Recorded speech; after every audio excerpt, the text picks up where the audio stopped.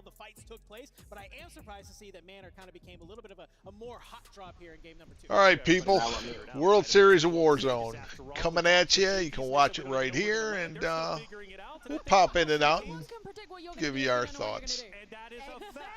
That is a fact, Gio. But the thing is, everybody's switching. You know, people got to switch it up. These games have been way more aggressive than we were expecting. Yeah, and we're only 2 games in as well. Now I can hear them talking on your stream. It's because your tab was muted. And I think one of the interesting things as well is, you know, the teams that come in and have played against each other domestically in their own regions, they kind of will be like, all right, well, yeah, I got to figure out my It might be louder on your end, though. It might be louder. It's louder on my end, but it should be loud in the stream as well. So I gotta go to mixer settings and see what we got going on here. Hypothetical NA team, hypothetical EMEA team, like they're gonna clash in those places and then start to figure out where they do and don't want to land based on that. You know, today's important for the points, obviously, going into tomorrow's match points. I mean, we're talking a 40-point lead going into day number 1 or day number 2, excuse me, for the number 1 team, whoever that might be. So instead of having to get 150 points, now you only have to get 110. And trust me, that will make a massive difference. I missed the next game. I don't know who won. The good thing, though, aside from the points, is because it's a multi-day tournament, you get to fill out your competition and really figure out where you're going, what's happening, and get those nerves out of the way. Let's take a look at our standings. So Mini U will jump up the first, but not by much. Team Community, Enigma, we talked about them, obviously, Dandro, excuse me, we talked about them changing things up, and it is working out. One of the struggles that they had was their placings, and now it seems as if they're doing just fine, but now it's even better because they have 30 eliminations, the most out of everyone. Yeah, the 30 elims are really helping them come online. I have said since day one, if you want to try and keep up with this team Falcons roster, it's about who can really get the eliminations. Community, they were my choice very early on. So when you have it cranked all the way up, after only 2 games, they are sitting here on 30, only 0.4 points behind Omit EU in first. I got to imagine it's a very momentum-based team. I know when Gary starts getting loud, he starts feeling it. He's bringing the energy to those other 2. And I got to imagine after that game number 2, getting ready to head into game number 3, he's hyping them up. They're ready to go back-to-back and keep dropping games like this. That's right. I do want to apologize. Aiden is actually doing just fine. Game number 1, I know they were finished off a little bit earlier, but game 2, clearly, they stepped it up. They're in 4th place at the moment. Now, if they can just get into those final zones, my lord, they would be absolutely insane. Dream, we take a look at our second page. What stands out to you? Of course, that Omit NA team with Braxton, Youngsters, and Juju. This team, I guess, in particular, they were just kind of coming into this. Of course, we've talked about them, we've hyped them up, but I'm just surprised to see them in that range. I kind of want to just, you know, especially with Braxton, right, just being that player that really steps it up for the squad, really being that heavy hitter team that always clutch up, even in his ones. But for this team, I'm just surprised to see him kind of a little bit, but it's only game 2. It's only game 2, right? Plenty of games to go. In fact, 4 plus our solo YOLO, but 4 for the regular points. Things are going to continue to heat up. They already have, as far as I'm concerned. It's highly competitive out there without question, and I'm loving what I'm seeing. We're going to take a quick break, but leaving off, we've got Season 6 coming up. Let's see what's in store for us. All right, we got this running. Took a minute. Now we're live. Live, people. Me and the Fallen Rifle. I suggest you follow his channel too. You'll love it. The entire team's gone dark. We'll split up. There may still be survivors. Let's move.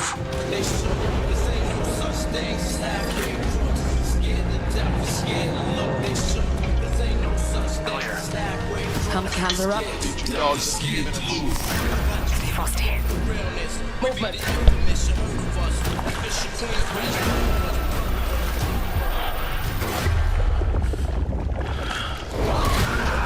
Rocket, come in. Enemy movement. Also spotted. Yeah, the payout on World Series of Warzone right now is, I want to say it's, last year it was 100, I think 100 or 150,000 for first place. This year I think it's 300,000 or 350,000. Everyone fall back. Repeat, fall back.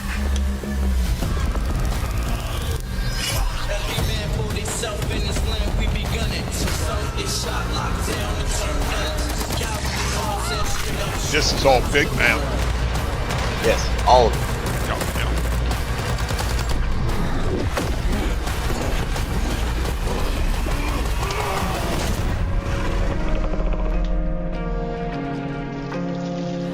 won't read me.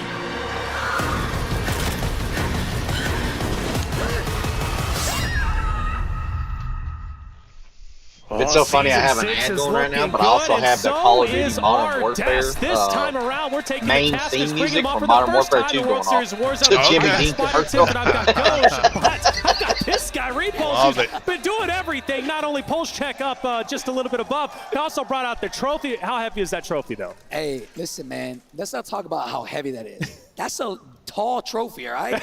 People were saying, they're making fun of my height. No, that's a tall trophy. That's a tall trophy. That's like 6 foot, all right? 6 foot trophy, and a lot happening here in the World Series of Warzone with a lot of storylines, right? So And what we you said, could do look, is we what got a I'm couple doing. minutes, hit you with Yeah. the hard questions. On another monitor, It's been talks to some retirements. pull up Okay, another hey, tab let's just and go open straight it, into it. Let's and talk then some go to Twitch, retirements. and then Biffle, look for obviously, some of the there's been a people lot that of are talk around playing. that. Is You he know, actually like retiring? Biffle, What's the story behind that? What's Hisoka, happening? all those So guys. he said Right. this And is pretty then much you gonna can be his pull up last their year. POV He pretty much said while that, he thinks you're after streaming this to he's see done. their POV. And, but he did give a but. If they're still He said alive, like somebody dies, if they announce swap something it. Go to crazy somebody next else. year, Swap it it. could Go be to somebody that. else when So, they die. that. Et Balls cetera, in et y'all's cetera. court, man. That's what I do. Okay. Come on. Okay. Hey, that's a lot of That way, pressure because I don't for, like for watching the team, World right? Series You know of what? I've Warzone been just watching talk the whole esports a while, time. man. I told this. I like hearing it their seems comms like and people want to everything to see retire what in they're esports, saying, but they're what still they're young, doing, and how then they they're just come right acting, back. everything. Okay, so I'm hoping he Right, does. And I right, guess it right. No, depends. I get that. If they lose or if they win. But then right? once it's So if they over, lose, I'll go maybe they back come to the If they World Series win, of Warzone you never know. Either way, finale he's been crushing it without a thing doubt. with Like, you've obviously been announcers. crushing it up there. You've been watching And, the storylines throughout the look at game. that. Our 2 games we've seen. We're about to hop into game 3. What storylines stand out to you, man? Because there's a lot going on. Yeah, let's just backtrack a little bit into the qualifiers. Like, it's been absolutely insane to see Where's our Rom and Heat qualifiers? be the team that everybody expected. No, this is the They finale. were considered the number 1 team were the in qualifiers? EMEA. And Everybody Falcons were behind the them. number 1 team in North America. But lately, they haven't really been performing that way as far as I think it's EMEA. Rom and to see them 120 show up team on or land, 120 people. being 10 points So over, it'd be Falcons being over what, Community 40, as well. 40 teams? Absolutely insane, man. Yeah. We didn't expect it, but I'm here for it. Because there's What 3 I per team, love so it'd be about 100 this too is or that it'd be a 40 Inkyo team. is top fragger right now. Like I'll out myself. putting them out. Hisoka I and didn't them think are they had one that to many watch out kills. for. Inkyo is the top fragger right now Waiting for individually. them to bring it 14 back. eliminations. Right behind him, by the Another way, Community. good group. That Dongi player, bro. Yeah. This guy is different. So we got to talk about them as well. They actually Can we won talk the about first Absolutely, round. absolutely. Dongi is a player that everybody Was, thought was Beam and cheating those last guys. year They because he won showed the up to first land, round. Didn't have the greatest Okay. performance, but hey, anybody can have one bad day. Showed up to I didn't get to EWC, see who plays won the really second good, game. top frag on his team, I believe. And then the biggest question was going to be, can he show up and play the way we see him play online? Because he's good. I think it was Slide And if and he's Beam. second I think top were frag the by other 1 two kill on the right team now. today. Hey, Dongi, man. Hey, I think. I'm a believer. Esports World Cup, he was named Dongwick. Here we go. Here I gotta keep it alive because Seymour was on fire with that one as far as I was concerned. Big There's a Dongwick, few man. people Now, I've been he absolutely clicking tore around it up, on. and he continues to do so today. Now, Some guys I obviously, haven't on heard the of. broadcast, you guys talk a lot So, about the Falcons. I So haven't let's talk a little bit found about out the who all Falcons. them Game are, number but I've been 2 kinda was, going through, like, okay, Shifty game and those number guys. 1 was phenomenal. Shifty, They actually Biffle were and in them, first that's a- place. We're I gonna think it's take a look at a Shifty. No, heat Shifty. map Is for it their Shifty and Biffle? eliminations and where they've been Pretty sure tearing it up Shifty because and they're Biffle. traveling quite Shifty, a bit. But it Biffle, seems and, like one Hisoka. area is where they love to dominate. Yeah, I mean, look, man, these It's a guys. team I'll to tell you watch one out thing for, with man. them, They're whenever they fight FLS Gooing Claps, They're pretty good. It seems like they're the for only sure. team that can kill them. They talk about it all the time. Shifty was like, "Who is this FLS guy? He's like the only one that is killing me." So to see them come out and wipe them, hey man, actually really wow. good.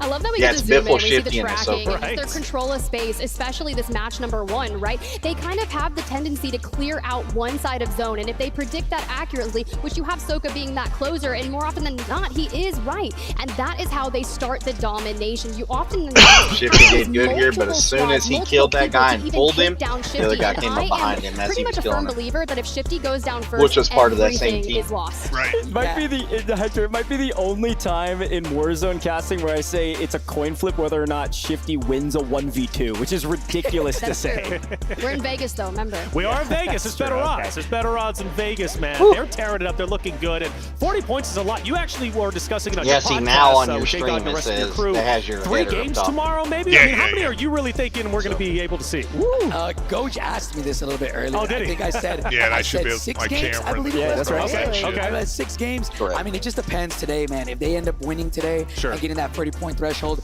But if not, they even get 2nd through 5th, I think things will get shaken up. Yeah, 30 points. I said 8 games. That's where I'm at. I think you were Criminal, sitting at bro. I want to see you guys work. Earn your paycheck. Yes. Okay, look, for the crowd, for the community, for everyone at home, I want 8 games. The more games that we get, it gets even more just interesting and on the edge of your seat. But if we're sitting here and we're like, let's be real, how many times have they closed it out way quicker than 8 games when they are firing on all cylinders? But however, I've never seen them drop less than like a double-digit game or right there at it. And they might have just done that, especially the team that dropped first in match number 1. And you have to think about it this way. When you start looking at that individual kill leaderboard, they're all sitting on 888s, which sounds great for Vegas, but I like 7s better.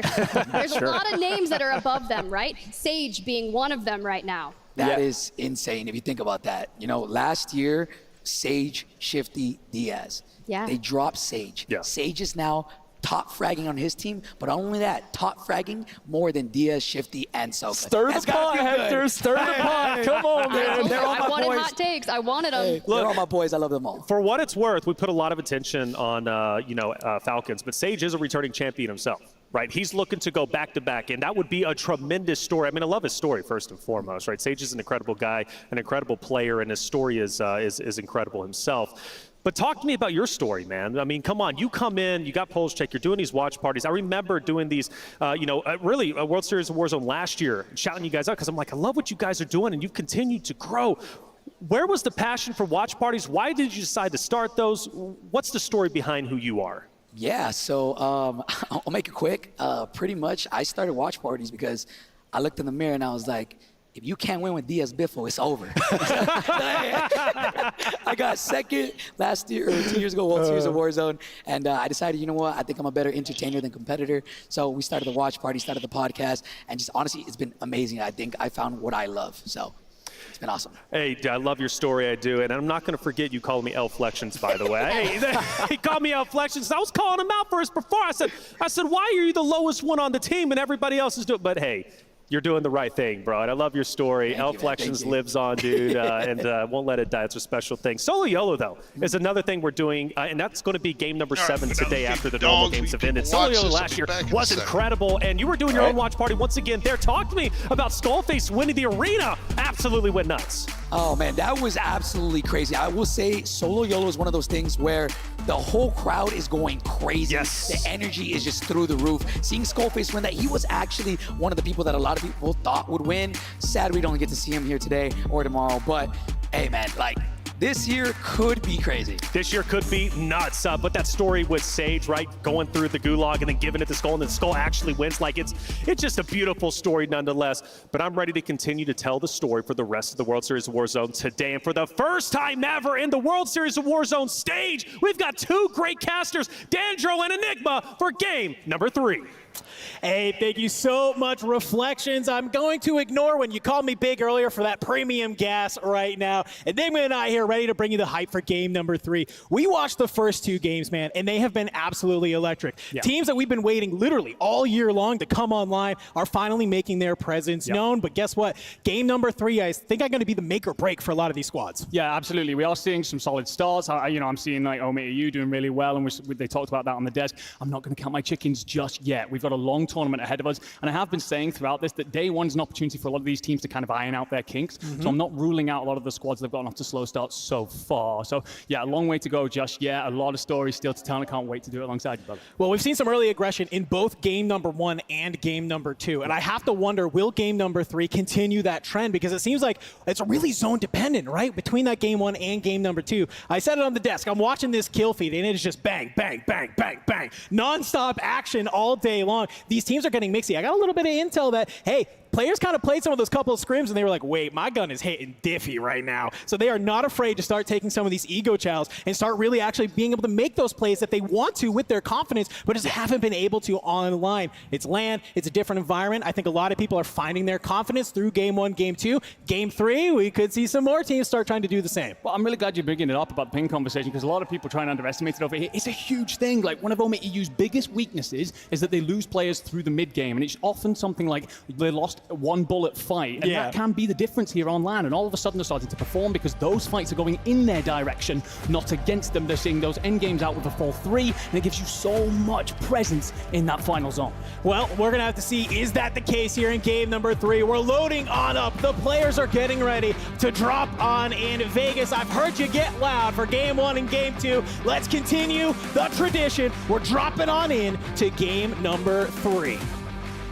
Never mind, I lied. We are resetting lobby. A-okay. But that just gives us more time to talk, and if anybody knows us too, that's exactly what we love to do. Yeah, absolutely. We've been yapping a lot about Warzone this year, but let's go back then to talking about, you know, some of the ways in which these teams are playing. And you mentioned the early aggression. Honestly, I'm a little bit surprised about that. I thought that it was going to be quite a bit slower here on LAN. I wonder if that will, you know, evolve through the day, because a couple of teams that have come into this today have changed their landing spots dramatically. We've already seen a couple of these squads decide that they're just going to try and contest other teams for their POIs, and those POI fights obviously super important. We're seeing battles over by Bazaar, for example. That's going on between Panda and then Totem Reply, and then we're also seeing that fight for top of High Rise that went against my Vitality team that I love so much with Noob there, picking up the Better Luck Next Time medal.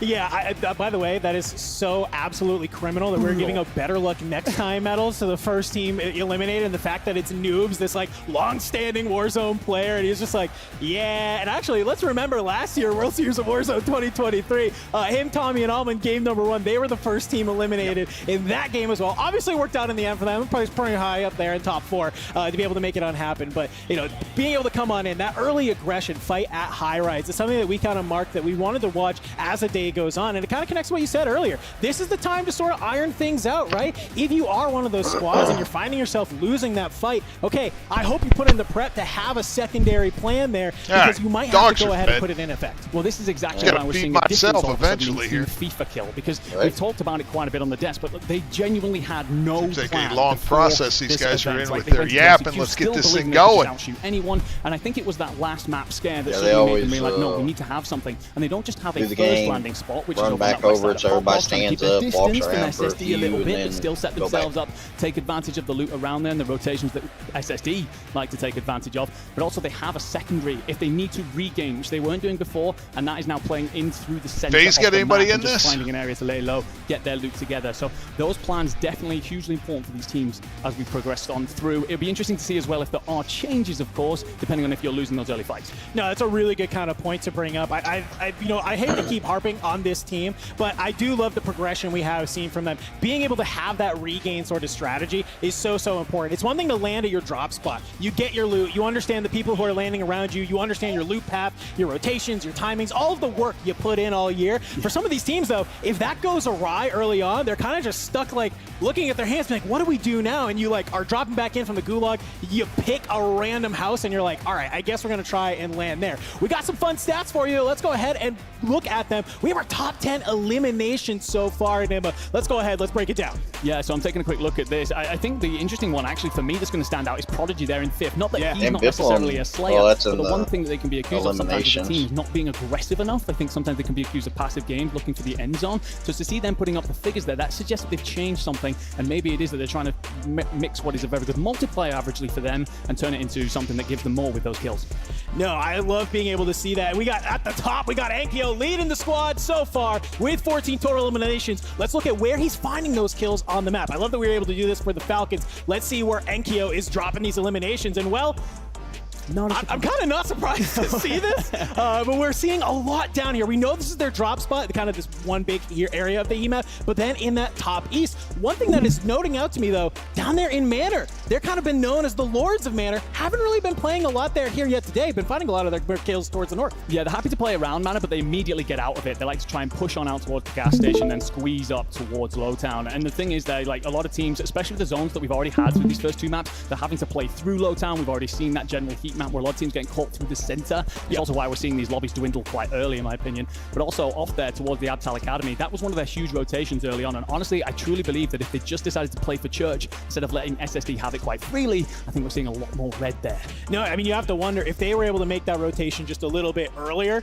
and actually, like you said, deny SSD that opportunity. They could have been the team finding all of those eliminations on rotation. They could actually have even more of a lead so far. But one thing I want to bring up to you, you and I, we've had the chance to cast across a lot of tournaments here together I and watch a lot of these teams sort of off, perform. but yeah. We have seen though times where teams get off to super hot starts, right? They're able to be here, after second map, third map, they're top of the leaderboard, and we're over here talking like, wow, they're having a great game, and then all of a sudden it seems like a cliff happens and they just absolutely fizzle. If you're one of these teams who's had a successful, maybe like Omit EU, first game 1, first game 2, what are you doing to ensure that you can keep that momentum going into these other games, knowing that there are squads in this lobby who can have absolute bangers? Well, absolutely. I think it is a very important point to talk about stamina in this event and whether or not you can last on out. It is a weakness of Omit EU, for example. We see them have these pop-off games. I keep hearing what they're saying. I think one of the things about that is making sure you're not just relying on the same game plan over and over again. I think a couple of teams can get caught in that loop of, we've got a plan, it worked really well first game, and then just kind of play out second game, start off poorly, and just kind of go back to that same plan. You need to have an alternate strategy that you can fall into in order for them to regain throughout these maps. Again, something that we're seeing Profit Team FIFA kill, and it'll be again a spot of can these teams manage to not just pick up the 6 maps today, and then obviously the solo YOLO later, which will be interesting, but we've got, I mean, we're talking on the desk, potentially 6, 7, 8 more games tomorrow, so there's a lot of Warzone to be played. You need to be able to, because I even have it muted and I can still hear it. And the only thing that I can hear what a beautiful trophy we have here. You've seen that thing on the screen. I'm calling a little bit of a cap on Hector saying that thing is 6 feet tall. I think he is indeed just short. Sorry, my boy, but it's still looking great. I'll be curious to see who is going to be lifting this thing. It is absolutely wild. I just love just look at it. I love we got the little center column there, the world, and of course that emblem right at the top, really to mark that you are the first team of here to be able to win Urzikstan. Let's take a look at our standings though, just to give you a little bit of a reminder. Game number 2 saw 2 teams really kind of come online, and it's no surprise to see them at the top. Omit EU, we talked a lot about them, but also Team COD Immunity there in second with 30 total eliminations, leading the lobby. The Call of Duty channel that really make those multipliers count, right? I think it was muted, sometimes they can get and the other window I have open with my stream on, but they seem to be doing a better job of just rooting themselves in, because I can still hear sometimes when you're on these high lane squads, you want to play around the edge of zone. Sometimes another squad is gatekeeping you on route in, but they're doing a good job. The one thing that does scare me about Dongi and Rational Scummin is they've been a bit inconsistent recently. They've been a little bit quiet, but there was a period through this year where we had them down as the second best team because of how good they looked, how consistent they are. So all of a sudden, I'm sitting there going, okay, well, are this team suddenly finding their feet here, and could this turn into, again, a repeat of what we had before? No, I definitely think that is a huge show. I mean, very early on, I was one of those people as well, like thinking, hey, with their ability to have these performances, I'm going to keep saying it. If you want to keep up with a team like the Falcons, you have to be able to find these eliminations, and they are proving to be that team. My number one gripe was always their ability to convert that into a much higher average placing. Reminder, folks, if you are in 2nd through 5th, you have a 1.8 times multiplier on your eliminations, okay? And that's a sliding scale, right? So you then get down to a 1.6 and then a 1.4. This team wasn't taking advantage of that. They were like dropping games where they had 18, 20 eliminations and literally having maybe a 1.2. Maybe. You cannot be able to be in that point where you're not taking advantage of the points that you're leaving on the table. So I like that they've been able to convert that in. They're getting these eliminations, and they're able I can still hear it. I don't understand. Multipliers as well. Looks like we are back in the lobby, getting ready to fly on in. I ended my stream and I still hear Number 3, getting ready to get started. Absolutely, and as the crowd starts to get ready for this, because I got your fucking couple storylines already coming together. Falcons off to a slower start than usual. Other players rising to the fore. We're just moments away from seeing how we progress live through the rest of this afternoon.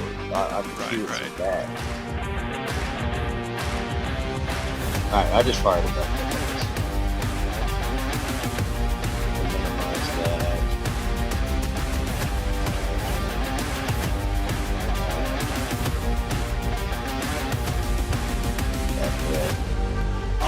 We are here, drop number 3 of the World Series of Warzone Global Final here on day number 1. Surprising number of teams coming out on the top in game number 1 and game number 2. Will be game 3, bring us another group of squads who are finding their footing here as we're seeing our players drop right out of the plane, and we're already right into the thick of it, baby. We knew this contest was happening. It is COD Immunity, it is Team Vitality. They are just continuing to butt heads as Doggy, we know what he could do. First elimination. Yeah, we've been watching a lot of this contest recently around the high-rise building, and this is going to be the Vitality squad, but with Noobs instead of Enxion up against Cloud Unity. And honestly, recently it's been going the way of that Vitality team, but I do wonder what kind of effect having to bring Noobs into the last second sub is having here, and especially when these tight fights.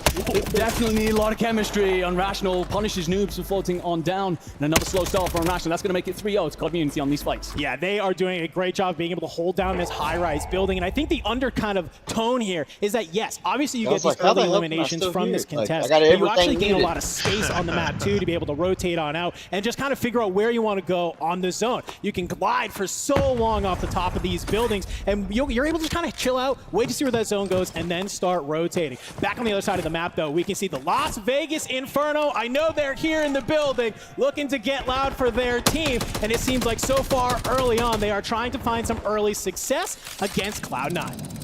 Cloud9 are going to be pushed into a difficult spot here because Joe will get separated and is spotted on the cross on ground loop for a moment, so it might not be punished. And there's also a lack of utility on this Las Vegas Inferno team, so still relatively 50-50. It's interesting, though, to see that Adrian has picked off Joe from elsewhere, so a third party comes on through, leaving Jason Breadman in a tough spot. And the thing is, they won't be aware necessarily of the fact that they're getting pinned in here. Yeah, this is a really tough spot because you can see there's 4 different teams in this area. You got FaZe kind of lurking on the outside. We saw Adrian was able to pick up Joe. C9 kind of playing underneath Las Vegas Inferno here, and there's one more team lurking in the wings.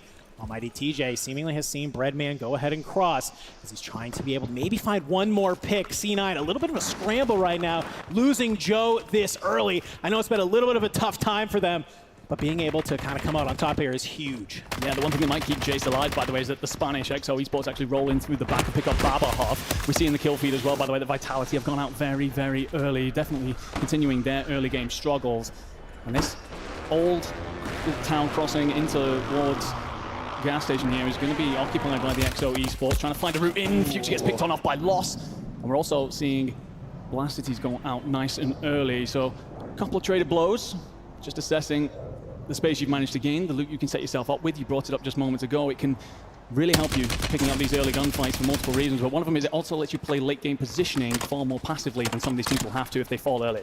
Well, let's come on over to one of my favorite teams, Aiden Z-Smith and DJ Moss, currently sitting in 4th on the leaderboard, kind of over here towards this Lowtown area. This team has been really sort of flexible in where they like to drop and where they like to rotate. But the number one thing you have to realize here is they love to play as a team, and they will just easily take these team fights, wipe a squad, continue on moving. It's like a weird, like, fast, slow pace, I like to say, because they're not afraid to get aggressive, but they don't really feel a lot of that pressure. Like, we have to win this team fight, and we have to keep on moving. They're so okay just being like, yeah, I don't really like this fight. Let's go ahead and move on out. And that's something we've seen a lot of top teams are really engaging in. Recognizing when they can get stuck in a fight. They don't have to be able to sit there. And I love that that's what this squad has been able to do. They've been on the up and up. They are here, already performing pretty well here through the first 2 maps. Yeah, absolutely. And I truly think that Z-Smith, by the way, is an absolute star of a player that you have in North America.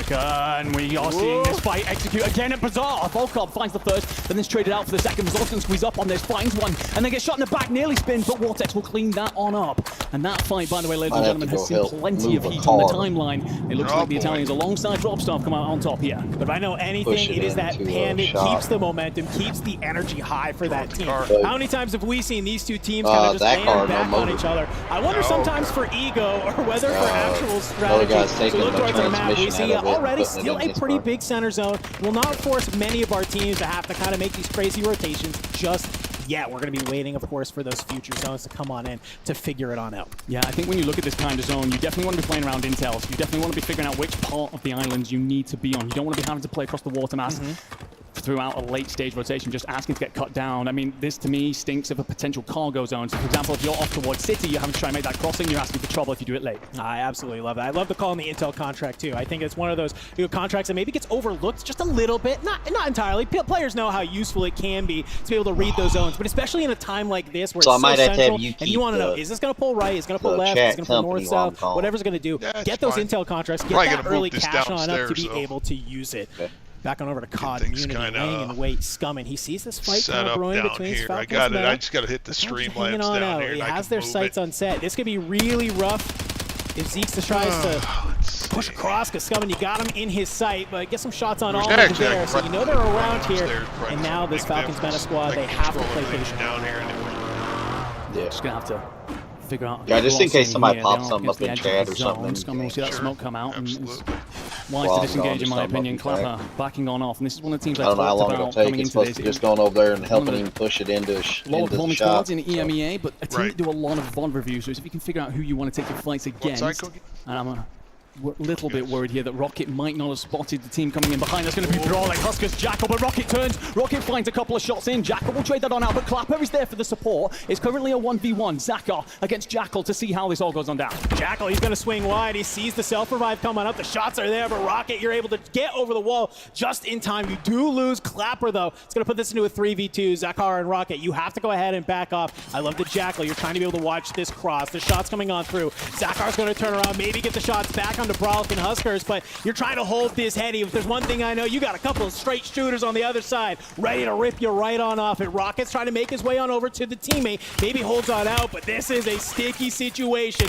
They're looking to make the exit right now. I don't know if Exiles is going to let them do it. No, I don't think so. Rocket is trying to squeeze, but you've run out of smokes at this point. You had a window of opportunity to escape. You've not necessarily taken it. Rocket gets a couple of bit more damage in, but Zakar is potentially surrounded here. But can he execute a flank? Can he get in around the back here? Well, he finds Brawlik, and that's a big down. That will open this up into a 2v2. It's whether or not Rocket's managed to stay alive elsewhere. He has, and suddenly the is really falling apart.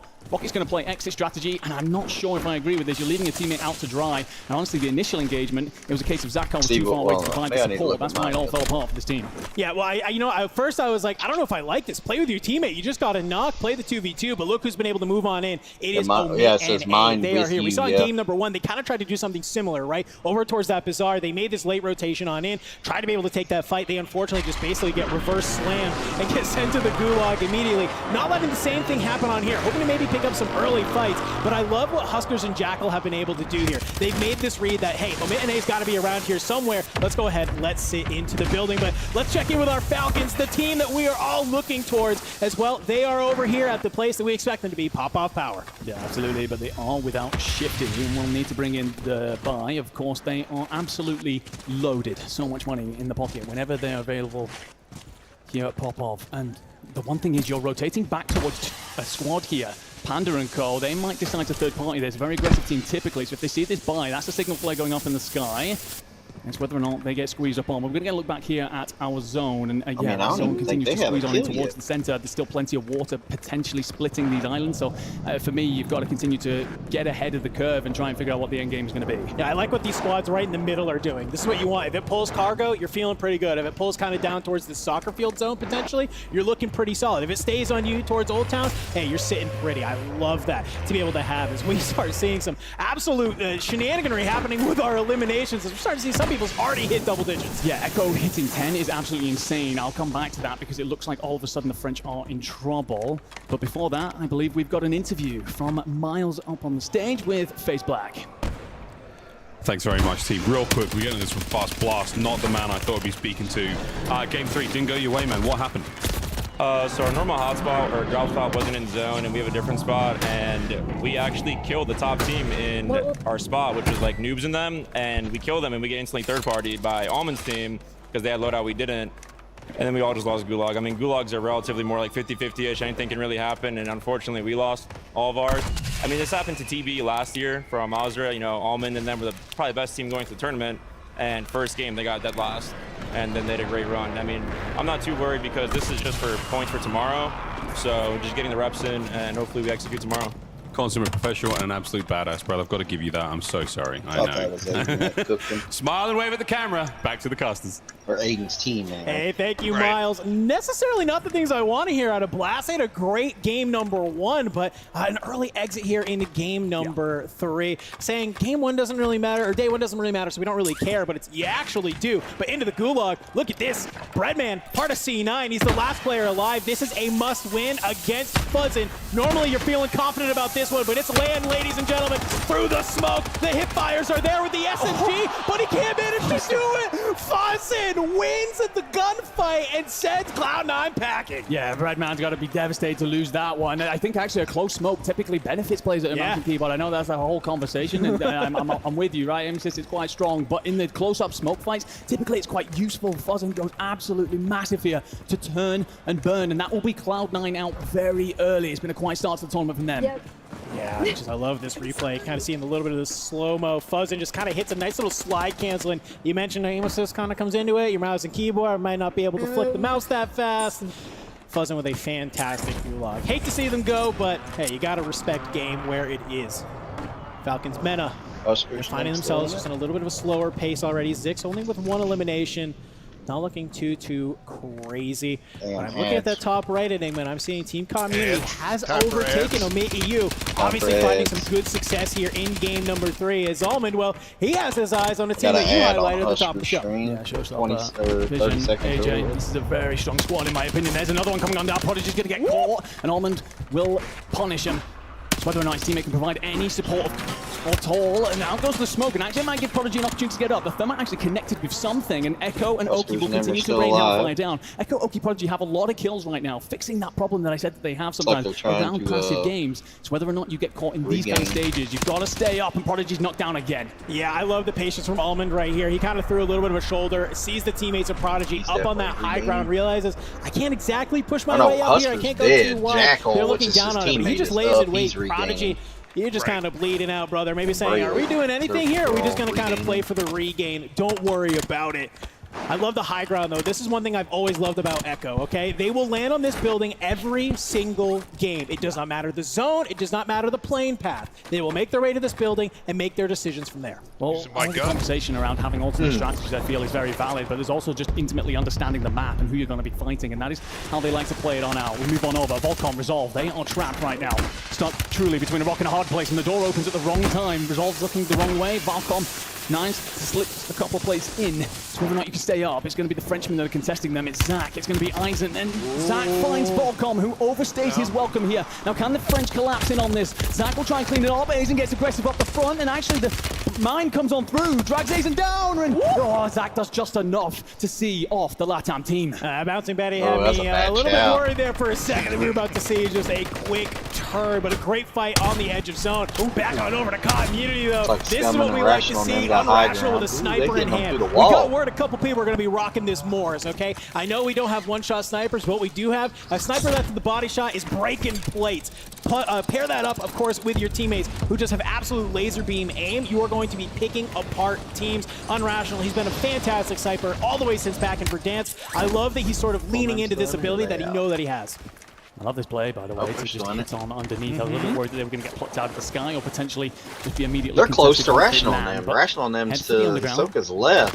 That's a bunker tunnel. Like it's 7 o'clock on high ground. Zone, and, well, I think my cargo prediction's out of the water. I think this is going to end up being more of like a Old Town, Sea-Town kind of vibe, and all the teams that are currently sitting center zone are going to be feeling very happy about that because, again, a lot of squads are going to be rotating late across water, so they're going to be easy pickings if you're waiting. That is the #1 thing. You got to put yourself in these power positions to be able to watch some of these teams make their way across and try and, you know, swim through. Now, we know how difficult it can be to kind of shoot through this water, so invest a couple of smokes. You're able to dive in and dive out of it. You might be able to make that cross, but this team so far, it's a little bit of a moment just to kind of reset. I think, Finn, maybe get an idea of what their game plan is. You made it to this zone, great, but you try and hop up and play in the ruins, maybe catch people coming over from cargo, and kind of just kind of looking around to the rest of Lowtown. You do, but you got to lead your shot because once it hits, like, just barely, because if you aim right on them, then it's like water reflection. No, not at all, especially for the support player in all of this. He's the guy who's trying to glue these superstars together. A solid start so far in this map. However, you've got a difficult rotation from this point. There's so many teams in the area. It's also relatively open. Juki's going to pop the opening smoke in order to let him cross back towards his teammates. See, the best thing to do with that cluster mine is throw it down and pick up a Mounts and Betty and throw it in, so when it blows up, it blows the Betty up too. Utility is going to provide the smokes they need, and they also have the LTV to rotate on out. I mean, I kind of wanted to almost third party, because you see this fight between Clavson and Vortex and them happening just nearby, but damn, look at all those loadouts. God almighty. Into the middle of the zone, find themselves a spot that they can hold on out, but I don't know if you're going to get this for free. You've started making your way into a building. King Chalk and Nyson, you're upstairs. They have to be a little bit careful about just pushing on forward. This is how some of these teams can get taken out too early. You think you have this for free, next thing you know, there's a team just laying in wait for you. What I will say, Lennon on 4, Juki's on 3. Got to assume FIFA has 1 or 2, so pushing toward double digits here. We're in zone 5, so plenty left to fight for. A good position here would lift them back up into this conversation. that we've been having about how well they're doing. And just across the road, there's going to be C-Smith, Aiden, DJ match, just up between a rock and a hard place. And in the kill feed, by the way, the French are still a part of the conversation too. Super Evan and Empathy are going to try and get on over here. And this is what I'm talking about. These crossings are not easy. If someone's looking your way, they can just pluck you straight out of the sky with that STG. Yeah, I think it's kind of a little bit of a confidence play to try and hit one of these zips to get into zone. And you have to know exactly where you're going when you do that, because we've seen it time and time again where people, they hit the zip and they're kind of floating just for a hot sec, and next thing you know, yeah, you have a couple people that SCG starting to rip you out of the sky and you're getting deleted. So I'm glad that they're able to do that. They have found themselves a little bit of a home here. A lot of players finding their area that they want to hang out, that they want to try and hold.